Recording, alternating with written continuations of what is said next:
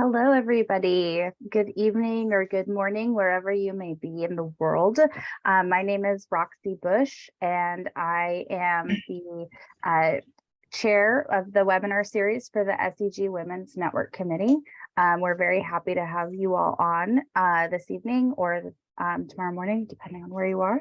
And we're also very happy to have Michelle Kim here joining us from Houston as well, from Repsol.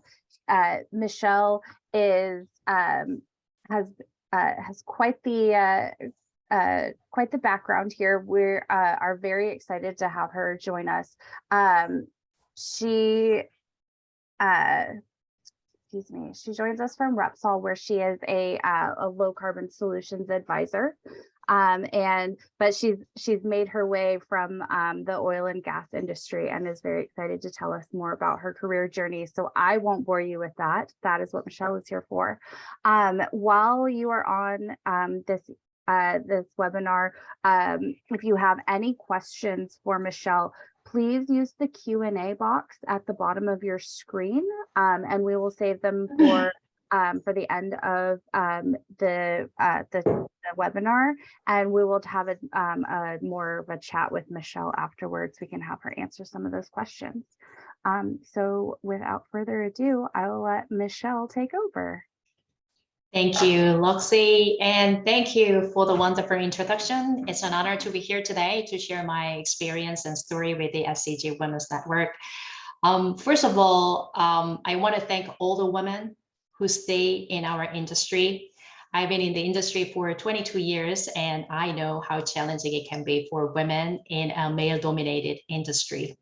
So I want to extend my utmost respect to all of you for your resilience. And I also want to acknowledge our male colleagues and leaders who have been supporting women in our industry. Without their commitment to diversity and inclusion, we won't be able to be here. So I see that we still have a long way to go, but I'm encouraged by the positive steps that we are making in the industry. So let me begin my talk today. The title is From Fossil Fuels to a Low Carbon Future, My Career Journey. When I was asked by the SEG Women's Network executive team to share my story in this webinar, I couldn't help but wonder if my experience would be interesting enough. So as you can see from the photos I'm sharing, I'm proud to be part of the oil and gas industry. Despite the criticism because of the climate concerns, I firmly believe that oil and gas remain the backbone of our economy. Is it dirty? Yes, it's a form of a dirty energy, and the reality is that we cannot live without it just yet. So until we successfully transition to a cleaner, sustainable forms of energy, we must continue to rely on these resources to power our daily lives. To that end, I am currently working on low carbon projects such as carbon capture sequestration, geothermal, and blue hydrogen initiatives. But however, my past experience in the oil and gas industry have proved invaluable in this work because they have provided me with a sense of a realism and a deep understanding of the industry's complexities. Throughout my career, I have had opportunity to live and work in economically challenging countries. And during this time, I saw the devastating effects of energy inequality. So we still have children who couldn't even afford a basic necessity like a pair of sneakers. And some of them were forced to work to support their families instead of being able to go to school. So these experiences that I gained have motivated me to take on my new role of developing new low carbon projects with even greater urgency. So when we consider our sustainable future, I want to emphasize that we need to prioritize the needs of the most vulnerable members of our society. So just for fun, I am showing you this chart. So x-axis is the year, and then y-axis is US dollars. But actually, I'm going to pause the GDP per capita of the countries, of those countries that I have moved around. So I've been fortunate enough to have worked in 7 different countries across 3 different continents throughout my career. I am South Korean, so I began my career in Seoul, South Korea in 2001. And in 2004, I was given a chance to work in, for a foreign assignment in Myanmar. And then that was the beginning of my life overseas, and I have been living overseas since. And after 4 years, I moved to Jakarta, Indonesia. And then after 4 years, I moved to Malaysia. And I jumped to Singapore in 2016. And I had a great opportunity to live in Madrid in Spain for a year in 2018. And finally, in 2019, I came to the USA, and it has been 4 years since, since that time. So when I started moving to these countries, different countries, I didn't give much thought. I simply followed the orders of my company, and I was trying to focusing on my new assignment.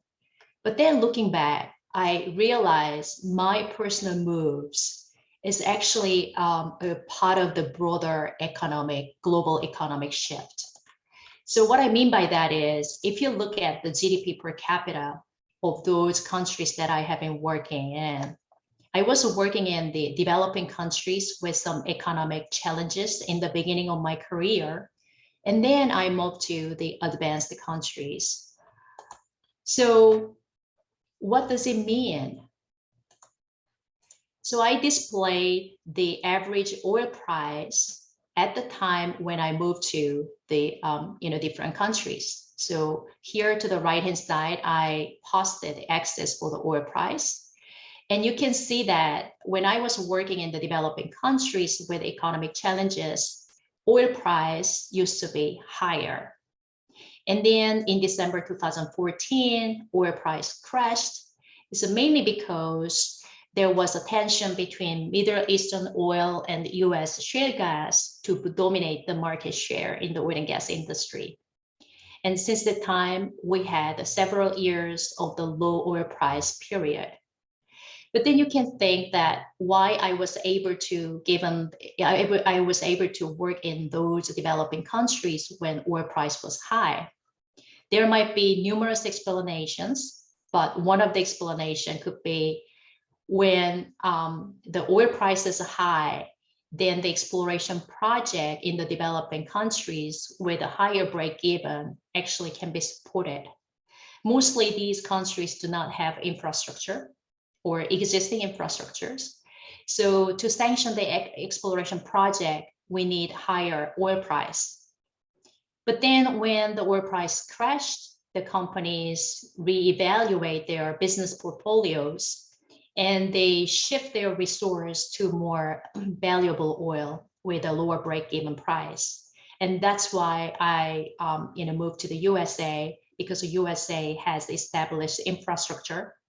And then I was running the infrastructure-led exploration at the time. So we knew that our personal jobs and move is actually closely related to the global economic shift. And our personal challenges are often intertwined with a larger scale economic issues. When I finished my master's degree in 2001, South Korea was still struggling from the aftermath of the Asian financial crisis, which had begun in 1997. So basically, our country was bankrupt, and we had to borrow money from the IMF. IMF stands for International Monetary Fund. And IMF required us to implement structural reforms. And these reforms affected the financial and business sectors, resulting in many people losing their jobs. Numerous companies went bankrupt and disappeared from the market, and then unemployment rate skyrocketed. So finding a job, especially for women, was incredibly challenging. At the time, female employment rate was only 48% in 2001 compared to 71% for males. So you can imagine how hard it was for me to find a job. All I could do was just to submit resume as many times as possible and hope for the best. During my job search, I learned about a junior seismic interpreter position at Daewoo Company, and I was very interested in. I already applied twice on their website, but they didn't call me back. Then, when I learned that my male classmate with fewer qualifications had been invited to job interview, I was shocked. I suspected that my gender might be the reason why I hadn't been called. So I was frustrated, I admit that. However, I didn't want to miss this opportunity in my frustration. So I came back home and searched in the internet to find the contact of the E&P team manager. And I wrote him an email. I briefly introduced myself and expressed my interest on the job. And I told him, if you could give me 5 minutes to meet with you, then you will find me the right person for your team.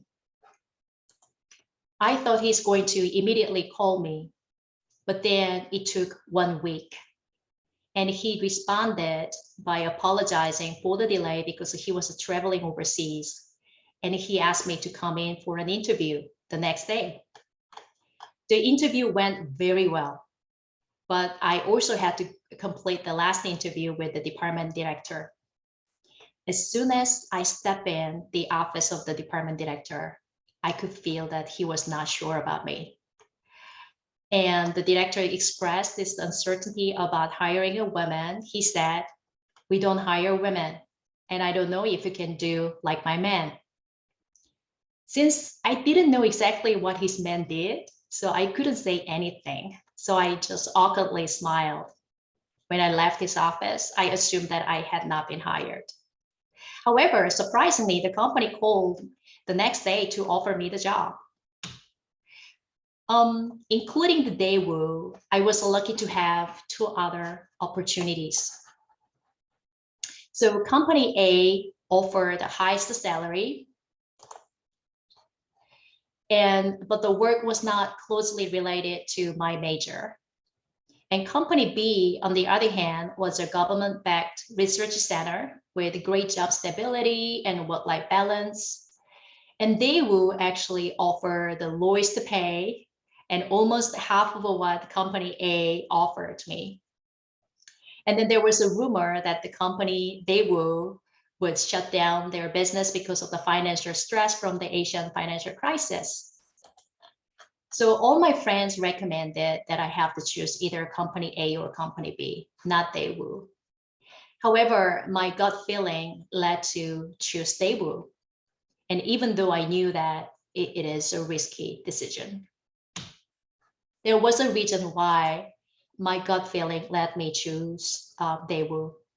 Despite the lower salary and uncertain job stability, I was really impressed by the confidence of the hiring manager during my interview. He just asked the job-related questions, and he was proudly explaining about the project and business in the Daewoo's E&P portfolio. And he also emphasized that the excellence of his team, which made me feel excited and motivated to be part of it. So company A offered a pretty good pay, but however, I was not impressed by the interviewing manager. The manager didn't show any respect for the applicants, so that actually made me turn me off. And company B, although they offered the stability of the job, but the work was more related to academia, and I was always interested in the business. So I finally accepted the offer from Daewoo, and my life began. However, during the probation period, my salary was so low and I couldn't cover the living expense and stall. So actually I had to run, I had to run two more part-time jobs so that I can cover my living cost. However, I was extremely happy. I could feel that I was growing every day. I was learning something new every day. Daewoo had an interesting operating asset in Myanmar, and I am posting the location of the asset with a little yellow star here. I was the main geophysicist for the Myanmar project. So I found myself traveling to Myanmar frequently. My first visit to Myanmar was a wake-up call. I was really shocked by the poor living conditions and hardships that the Myanmar people were facing. Despite the difficult situations, they were brilliant people. They were peaceful, kind, and always putting smiles on their face. And that experience made me feel more empathetic towards them. So people of Myanmar worked really tirelessly for their families and their beloved ones. But then the scarcity of the good job opportunity in the country made it difficult for them. After the hard day, they sometimes visited Shwedagon Pagoda, sort of kind of an iconic symbol of Myanmar, and then they prayed for their loved ones. So witnessing the significance of the pagoda to the Myanmar people left a lasting impression on me. So it was the time to name our first exploratory well in Myanmar. And it was customary to use the name of a precious stone to name the well. We discussed the several options, and I suggested the name Shwe. Shwe means gold in Myanmar. And my geologist questioned whether gold could be considered a precious stone. And I explained that, compared to the other jewel stones, which will be the privilege among the rich people, gold is the vital commodity that allowed common people to support their families and then also provide the children with an education. So I really hoped our project became successful and could be a gold to the people of Myanmar, just like the Shwedagon Pagoda to them. So my suggestion was eventually accepted, and then we named our first well Shwe. Shwe had 4 turbidite sand targets, as you can see here in the seismic section. To drill the best sweet spots of the 4 targets, we designed the deviated well. Then we encountered an unexpected problem in the shallow geology with unconsolidated sediments. Because of that unconsolidated sediments, the drill bit couldn't build the angle to drill the prognose, the drill path. So what we decided was to drill the vertical well first, set the casing, and sidetrack to test the last deepest target, G5. So that time I was staying in Yangon to monitor the drilling campaign closely. After drilling the vertical well, we ran the wireline logging, and then the result was very disappointing. 4 targets didn't develop very good sand reservoirs. None of them had a significant hydrocarbon. However, our Daewoo team still believed there is a remaining potential in the last target. So we suggested our partners to continue drilling the sidetrack well. Then our foreign partners decided not to participate in the sidetracking. At that time, our company Daewoo was carried by our foreign investors.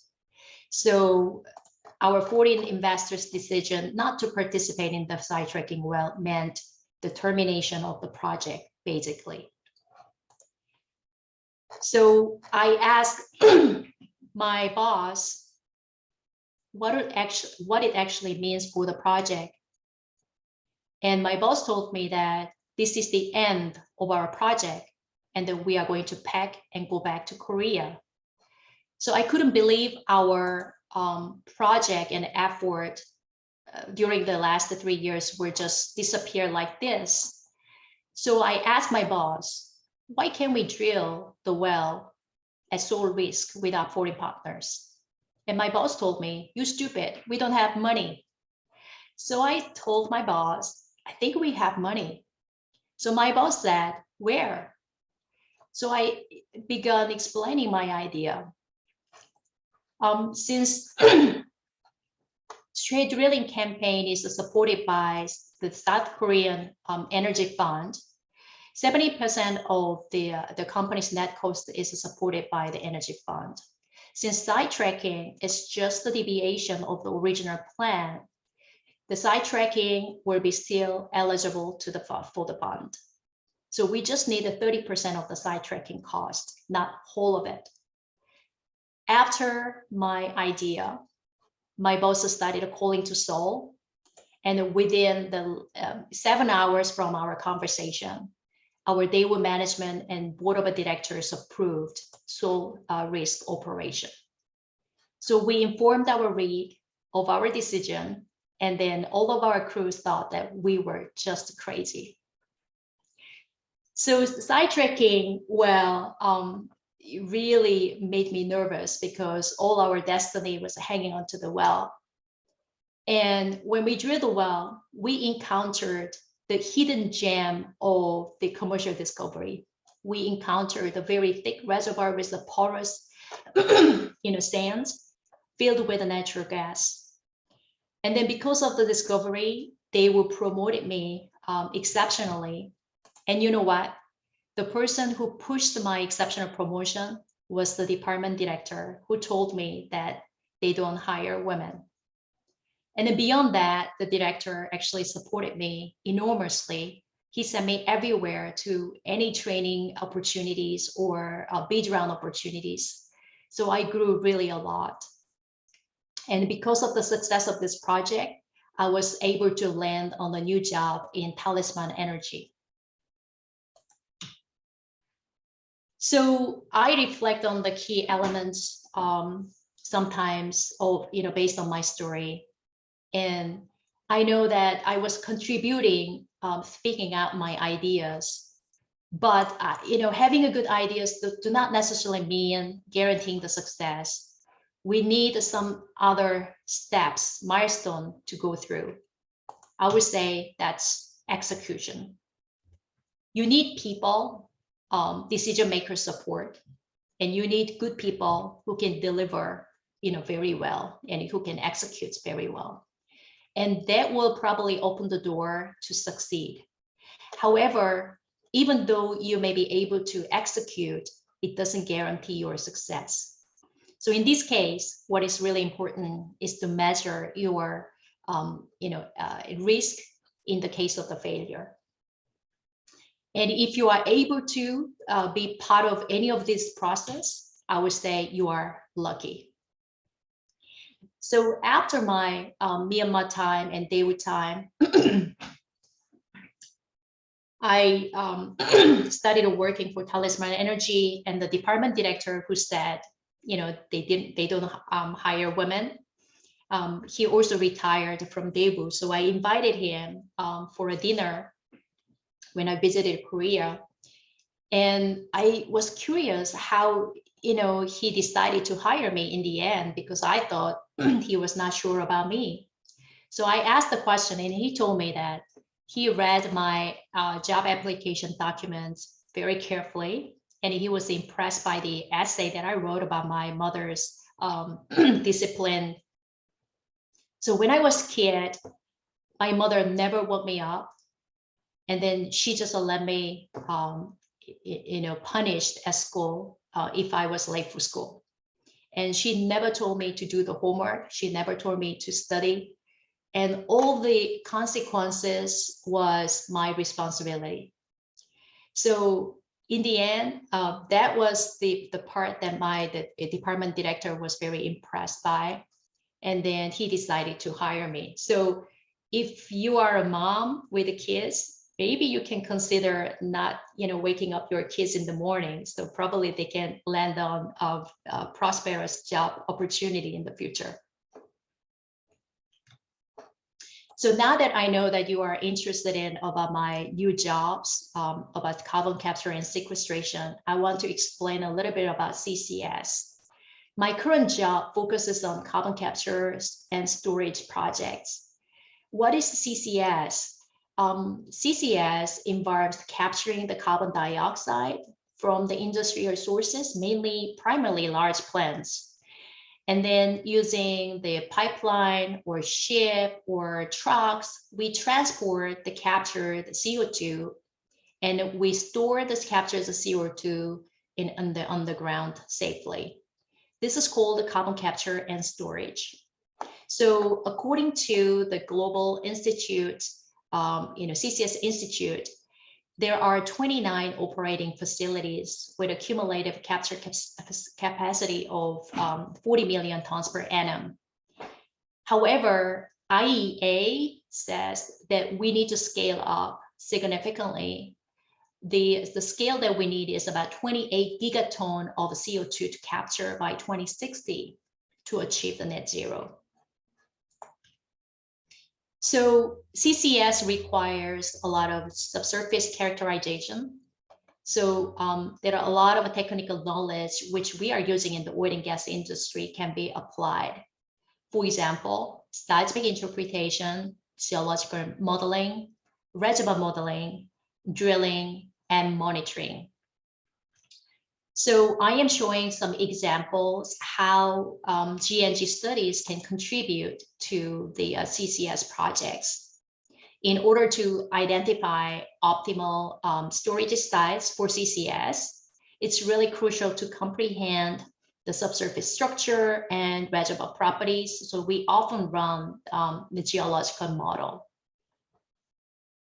And we also analyze the adjacent wells to locate the CO2 injection wells. And intensive seismic interpretation is also involved. And we also learn, from the reservoir simulation to understand how the injected plume is going to migrate through time.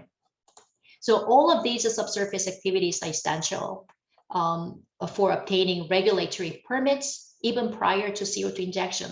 So there are a lot of areas that our subsurface skills that can be applied. And geophysical techniques commonly used in the CCS industry are similar to those used in the hydrocarbon exploration. So instead of targeting the hydrocarbon bearing reservoirs, now our focus is injection zone and shallower interval, because we need to make sure that there is no leakage pathway. So to assess the potential leakage pathways, we need high resolution seismic data. And this seismic data is shown on the courtesy of PGS and OMB. And this is the example of the conventional seismic data that we used to use for the oil and gas exploration.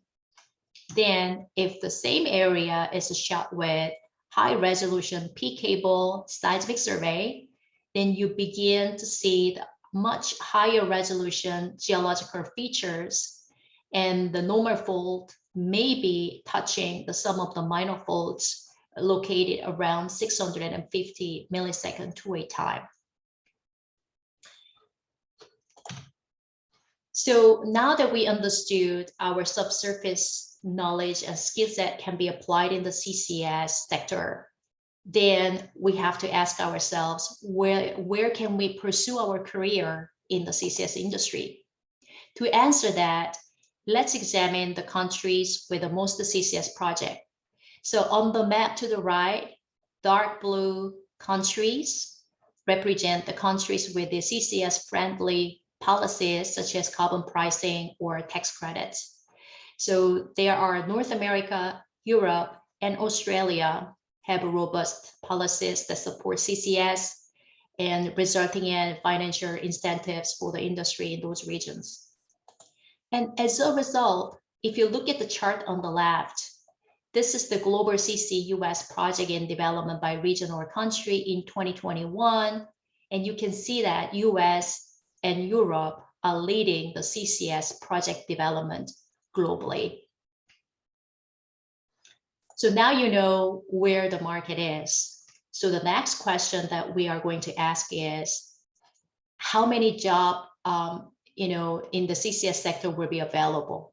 So let's consider the potential job growth in the CCS sector. According to the Global CCS Institute, they forecasted that by 2050, the deployment of a CCS could lead to approximately 80,000 to 100,000 jobs being created in the construction of a CCS projects. Wow, that sounds like so many jobs. But then we have to think about the number in the context of the oil and gas industry. So currently in the USA, in this country, we have 1 million jobs. So 100,000 jobs is about 10% of the US oil and gas industry jobs. Is it enough? So according to the Global CCS Institute, we would have 100,000 CCS jobs by 2050. We have 27 years. So if we divide 100,000 jobs by 27 years, that means every year there will be 3,700 jobs in the CCS sector globally. So let's assume that USA will take 40% of it, because in the previous chart I showed to you, USA is taking almost 40% of the global CCS project. Then if I multiply 40%, that means 1,480 jobs will be added in the USA CCS market every year. Not all jobs will be the geoscientists. So let's roughly calculate how many geoscience jobs will be available for the CCS sector in the USA. Approximately, geoscientist is taking 10% of the oil and gas industry job market. So I applied 10% of the 1,480 jobs, and then that actually gave us 148 jobs. Is it enough? Now I'm asking again. So we compare this jobs, the new jobs in the CCS sector in the USA, to the average new job openings for the geoscientists in the US. And then by average, every year we have 2,400 geoscience jobs in the US. So in other words, the CCS jobs, 148 jobs, is about 5% of the average geoscience jobs in the US. So now you kind of feel the context in the reality. So the next, we are going to prepare for our future. The earlier slide I showed to you may not really make you excited because 5% doesn't seem significant. However, regardless the job prospect that we saw, it is evident that more CCS projects will be implemented. Most of the oil and gas companies, especially European majors, already included CCS project as part of their decarbonization roadmap, and they are allocating significant budget. So it will be a good idea to prepare ourselves for the future. So if you're interested in the CCS sector and if you want to learn about it, there are numerous websites available that provide fundamental information about CCS. And a lot of them actually offer information for free. The Global CCS Institute is an excellent resource that updates carbon policies and CCS projects around the world, which can help you understand the CCS market. Bureau of Economic Geology, Gulf Coast Carbon Center has been sharing enormous amount of research on CCS since its establishment in 1998. And they also frequently offer free webinars providing high quality information on the subject. NETL is another excellent resource that shares all the information about CCS project funded by US Department of Energy. You can access information about how earlier CCS projects have progressed and stay updated on the current projects. Additionally, the US Environmental Protection Agency, EPA, also provides some regulations and technical requirements to obtain a permit to drill a CO2 injection well. And we often call the well as a Class 6 well. So I recommend exploring these resources to begin understanding the comprehensive aspect of the CCS sector. So now I finally land to my last page. So throughout my 22 years of experience in the industry, and then also the exciting challenges that I went through, I want to address my key bullet points and key takeaways. First of all, if someone says you can't or we can't, let's just ask ourselves, why not? And this was the basic question I always ask every time when I encountered we can or you can't. And we can just list the reasons why not. And we examine each reason to determine if it can be solved by ourselves or if it is beyond our control. If it is beyond our control, for example, such as carbon policy, then I would advise you to wait for a better opportunity to propose the idea again. And second, let's increase our luck. And to increase our luck, I already explained to you earlier, the key element of your success is finding the right team members who can succeed together, who can listen to your idea. So build a network of people who can help you to develop your passion and ideas. This can include your mentors, colleagues, experts in other industries. So I want to say networking is not just about exchanging business cards and shaking hands. It's more about connecting with others to share your ideas and find the mutual interest and make each other successful. So it takes a tremendous amount of time and effort. And third, once the action plan is decided, bite the bullet and execute until the end. Good delivery and deliver exceptionally well. Good delivery ensures that you are relied upon for future opportunities. And I can tell you that it will guarantee your jobs. Or you can stay alert to understand the change in the market. You can read a lot of news, but read it carefully in the context of the reality. Don't be allured by news about the CCS without examining the context of the reality. It's really important to focus on the fundamentals. And prepare for the future of a CCS by learning about the industry and getting informed. There are a lot of information available for free in the internet, so why don't you take advantage of it? So these are the simple key takeaways that from my story I want to share with you. And thank you again for the opportunity to share my story with all of you today. And I hope my experience can be of some value to those of you. I wish good luck to all of you guys on your journey. Wonderful. Thank you so much, Michelle. That was very you. enlightening. As a reminder, if you have questions for Michelle, please use the Q&A option at the bottom of your screen, and I will attempt to facilitate some of these questions. First one that I see is your job analysis on the CCS job market. Have you actually presented this to to anywhere outside of this forum? Have you, for example, to the DOE, have they seen anything like this, or did you get anything from like this from the DOE?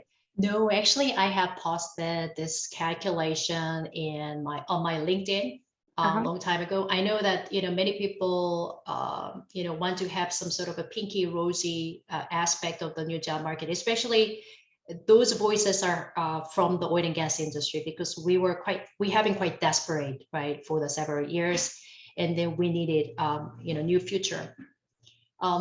So I have not addressed my finding or my calculation with the Department of Energy. And I know that especially US Department of Energy has been putting a lot of effort on creating new jobs, and through a lot of FOA opportunities. So we always try to address how we can benefit the local society, and also how we can create a new job from the CCS project. So my calculation is basically the simple linear regression.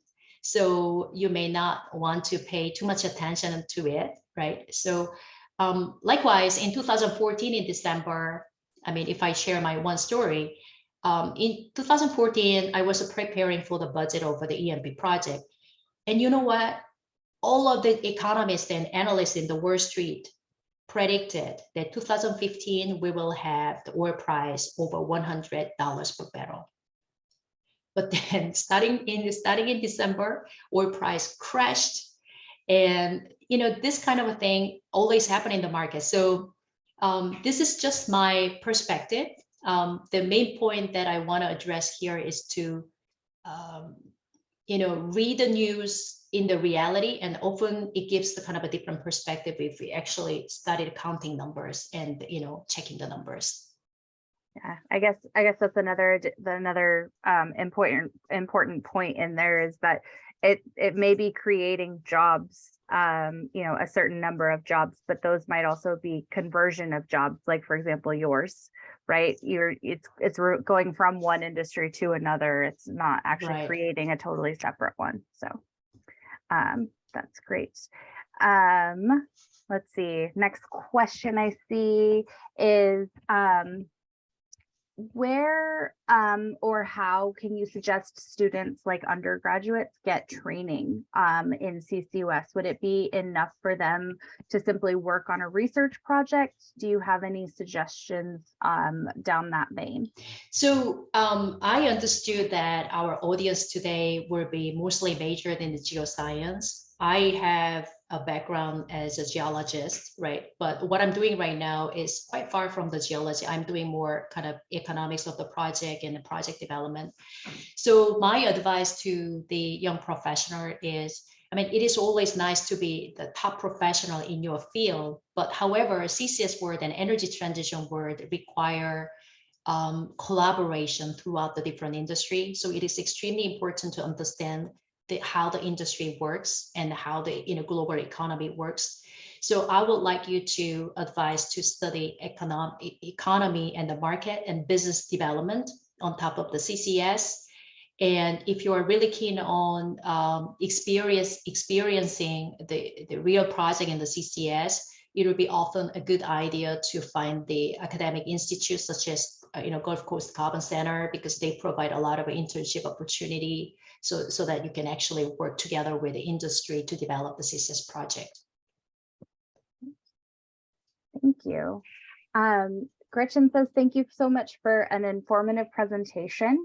It seems like, as we mentioned, the CCS jobs potential is actually relatively low. Can you comment perhaps on other green energy jobs like geothermal or hydrogen that might be available in other companies just like Repsol? Do they follow a similar trajectory? Have you looked into that? At this moment, what I see in the market is companies are assigning a lot of work resources to develop the green energy like hydrogen and the CCS project. So in actual fact, that this kind of a resource allocation is really relevant to the economics, because we already know that finding economically viable project, CCS project or hydrogen project will be extremely difficult at this moment. However, companies are forming teams, hydrogen teams and CCS teams, because they know that the future is the market will ask us to develop the green energy. So this is the best time. If you are a fresh graduate, this is the best time to join, and they're riding on the trend to join the hydrogen or geothermal energy and the CCS project, because companies are hiring without actually knowing or calculating the economic behind the project. And then I foresee that there might be some kind of a bubbly period. And then when the bubble bursts, that will be the actual period we are getting into developing a lot of commercial and viable CCS project and geothermal project. Geothermal sector is a little bit challenging. It's because the initial capex investment is quite high. And compared to the CCS, I see less interest in the industry. But however, recently I see the rising trend, and then increasing interest in the geothermal project. Yeah. So that area might be a quite good area to enter. Yeah, I guess I would just add that I work with many majors, super majors, also some service companies on a regular basis, and they seem to be growing their green energy space quite rapidly. And then across the board, whether that's CCS, hydrogen, geothermal, ammonia projects, anything, pick it all. And they haven't quite figured out how, like, what that's going to look like long term, but they're all, like you said, they're hiring quite rapidly. So very interesting.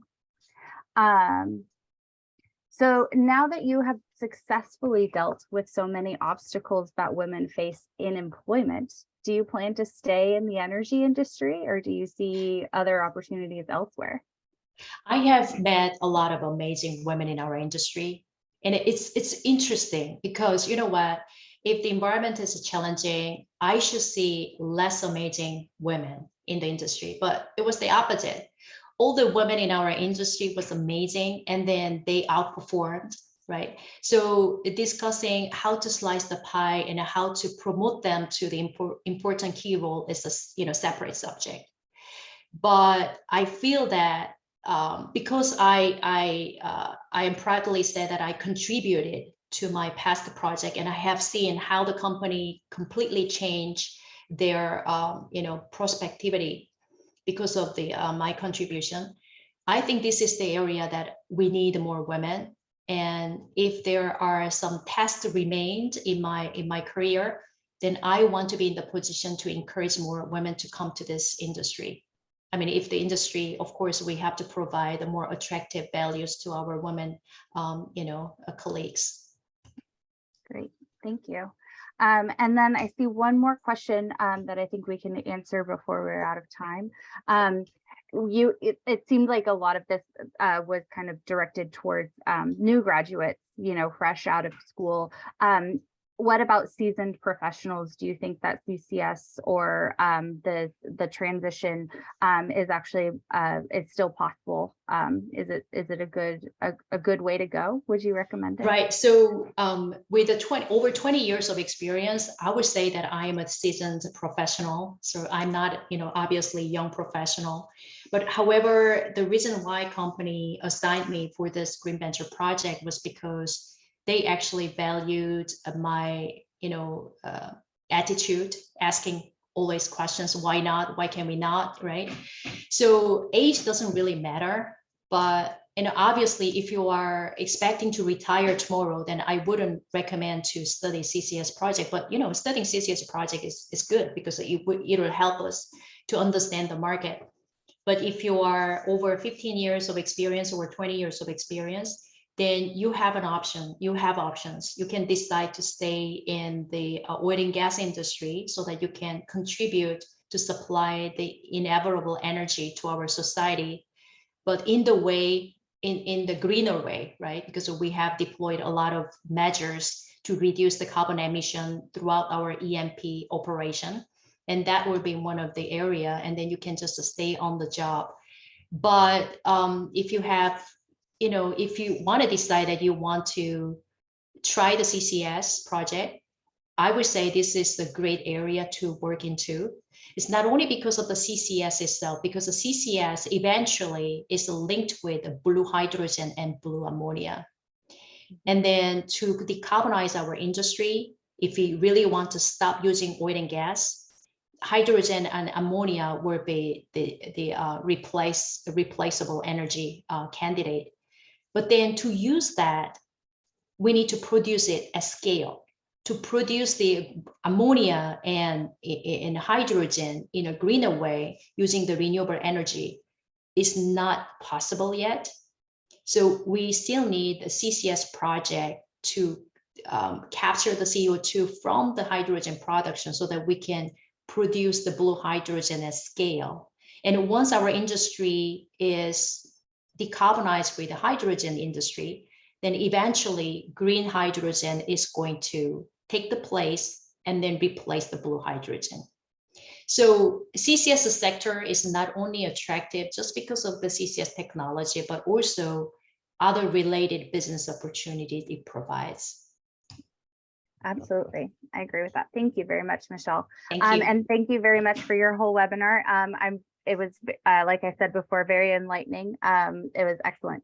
For those of you, for you, Michelle, and for everybody still in attendance, please keep us in mind for next month's webinar when we're talking about the importance of mentorship in your careers. And we will also be revisiting the transition from oil and gas to more green energy on our webinar in May. And then we'll take a summer break, and then we will return back in the fall with a webinar on networking. So just kind of a little addition to Michelle's expand your area, increase that network. So join us then. Thanks again so much for attending, and we will hopefully see you all next month. Thank you. Thank you.